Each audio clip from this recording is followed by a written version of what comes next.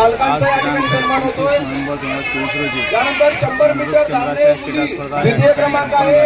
या क्रीडा स्पर्धांमध्ये केंद्रातील 18 शाळांचे विद्यार्थी सहभागी असून खो खो, कबड्डी, लंगडी या सांघिक प्रकारचा सामना, त्याचसोबत वैयक्तिक प्रकारच्या 100 मीटर, 200 मीटर या सामना या ठिकाणी संपन्न झाल्या।